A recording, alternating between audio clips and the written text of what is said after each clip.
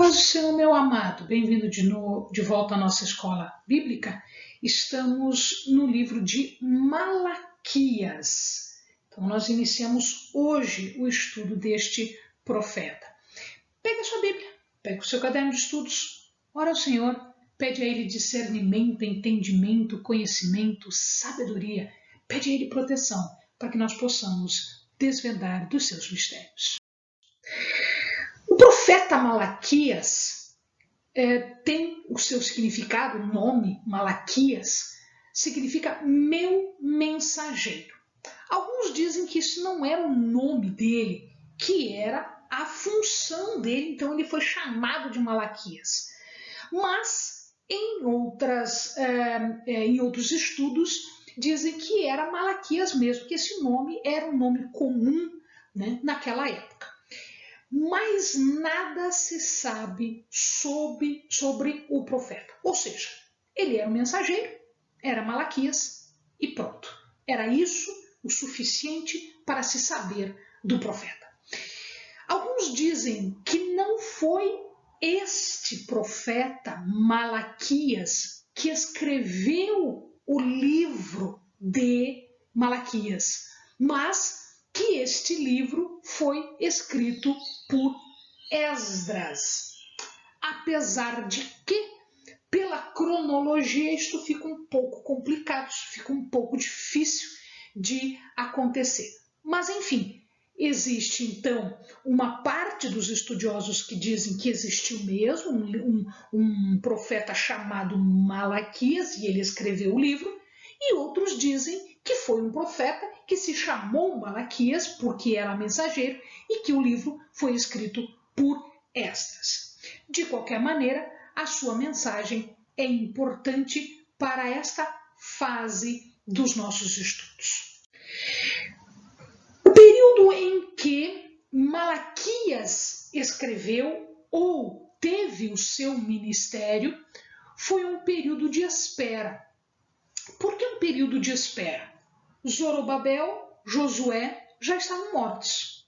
Eles já haviam morrido, não existiam mais. O seu ministério, tanto de Zorobabel quanto de Josué, já havia sido feito. Então, isso já havia acontecido. Por quê? Porque o templo já havia sido concluído. Zorobabel foi indicado para fazer isso. Josué era o sumo sacerdote. Então, isso já havia acontecido. Mas nada havia acontecido além disso. Todas aquelas promessas que haviam sido feitas pelos profetas, por tudo aquilo que havia sido levantado para a conclusão, tanto do templo quanto do altar, quanto dos muros, não havia acontecido. E aconteceu a reconstrução e só. De tal forma que a vida deles era uma vida sem entusiasmo, era uma vida apática, apagada. Eles estavam com a sua fé desgastada. Eles, na verdade, começaram a viver um dia após o outro, sem nada de novo, sem nenhuma alegria, sem nenhuma efusão em fazer as coisas. A palavra-chave aqui do livro é aliança. Então, o profeta dá uma mensagem de Deus que se chama de pai. Deus é o pai da nação, é o pai de Israel. Israel é o seu filho, é a sua descendência, é o seu povo, é a sua família. E ele quer abençoar o seu filho, ele quer abençoar a sua família, ele quer que a sua família seja feliz, quer que o povo dele, o seu filho, seja feliz. E é por isso que ele está dando vida e paz, porque eles estavam em vida na terra prometida, eles tinham saído do cativeiro, eles voltaram para a terra, voltaram para o templo, voltaram para a sua cidade, eles tinham paz. Mas isso não era suficiente. Era necessária uma retribuição de tudo isso que Deus estava fazendo para o seu filho, para o seu povo.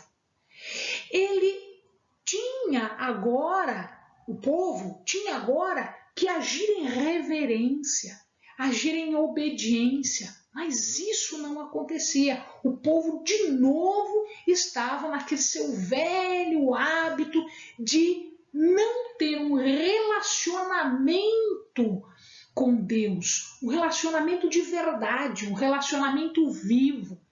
Tudo ficou automático, tudo ficou mecânico, um dia atrás do outro, sem nenhuma novidade.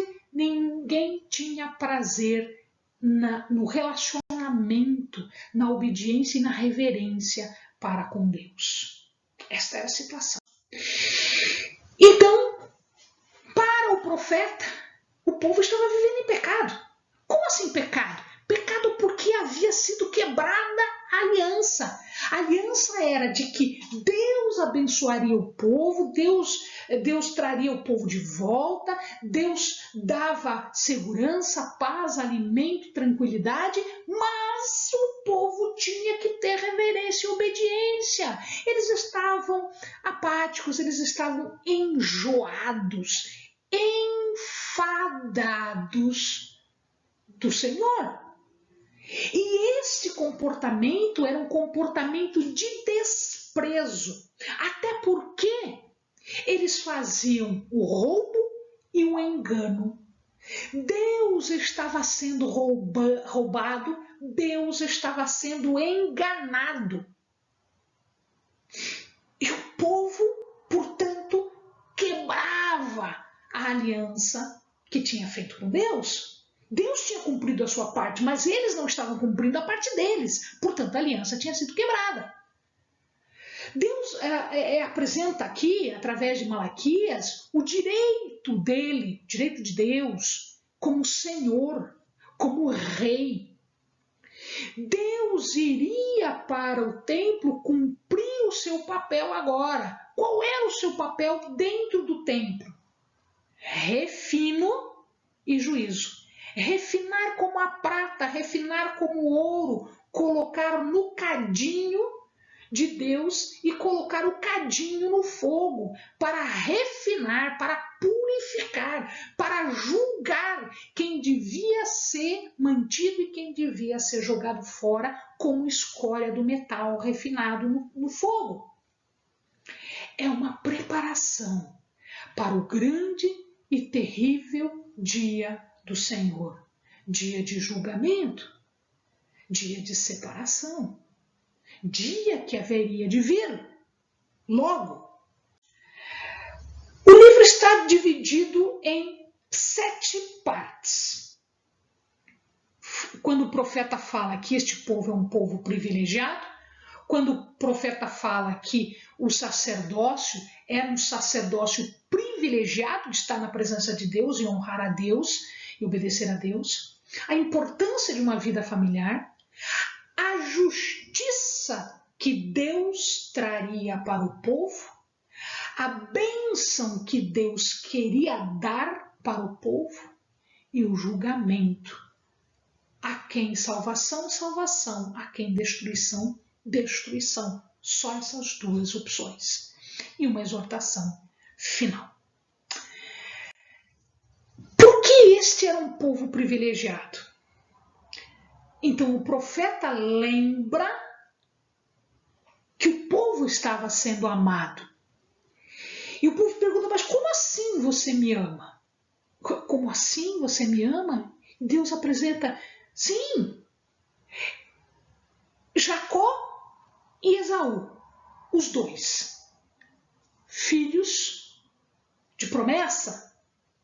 Esaú mais velho seria o que teria o direito à primogenitura e toda a herança.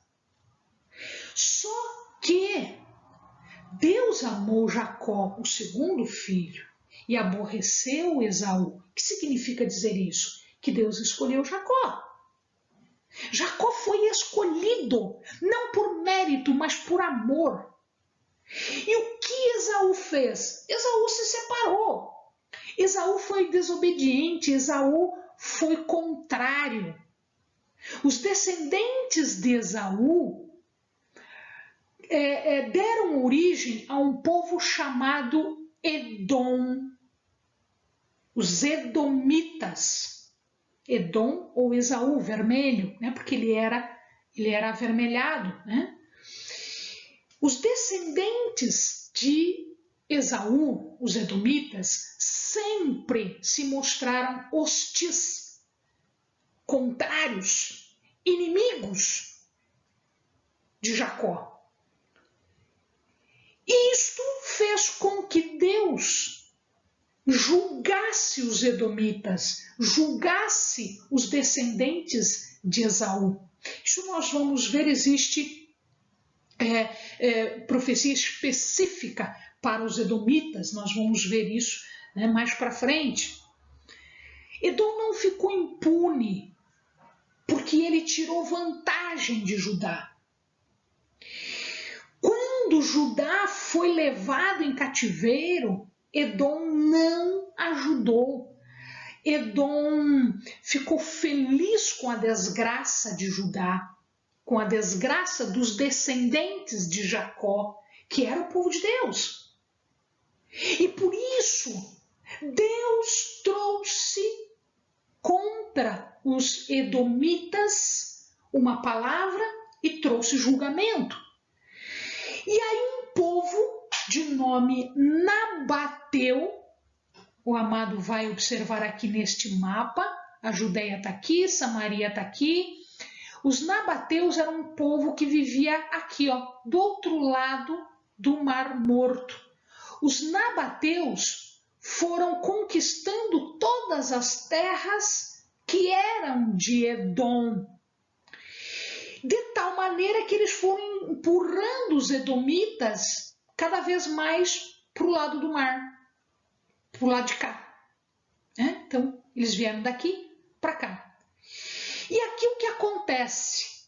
Eles foram para uma área desértica que se chama Negueb, e aqui eles formaram um outro povo, o restante, o que sobrou, punhadinho, eles formaram os idumeus, a Idumeia. Nós vamos ver que esses idumeus, essa Idumeia, depois, mais para frente, vai ser a terra de Herodes, mas bem mais para frente, tá? Mas o amado já sabe disso. Então, a Idumeia ficava ao sul de Jerusalém, ao sul da Judéia. Tá? Com o tempo, eles desapareceram. Edom seria conhecido como terra de perversidade, ao contrário de Judá. Então veja, entre os dois irmãos, nós temos destruição de Edom, destruição dos descendentes de Esaú, mas um privilégio para Judá. Judá foi tratado com misericórdia, foi tratado com gosto, foi tratado como um pai trata um filho, porque era o povo de Deus. Isto não só contra Edom. Edom aqui está representando todas as nações.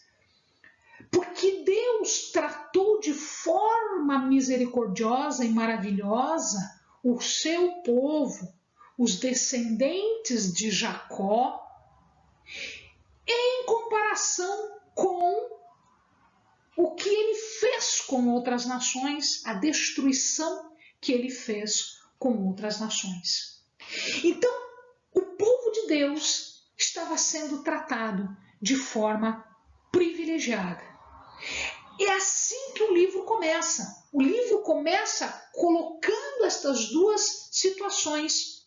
O povo não dava valor a Deus, não dava honra, não dava obediência a Deus, mas Deus sempre o tratou de forma diferente, privilegiada. Assim hoje, nós, povo de Deus, somos tratados de forma privilegiada. Como nós respondemos, como nós retribuímos a este tratamento maravilhoso e privilegiado de Deus? Como nós fazemos em relação ao povo do mundo? Como é o nosso relacionamento? Será um relacionamento apático? Será um relacionamento de enfado, de cansaço das coisas de Deus?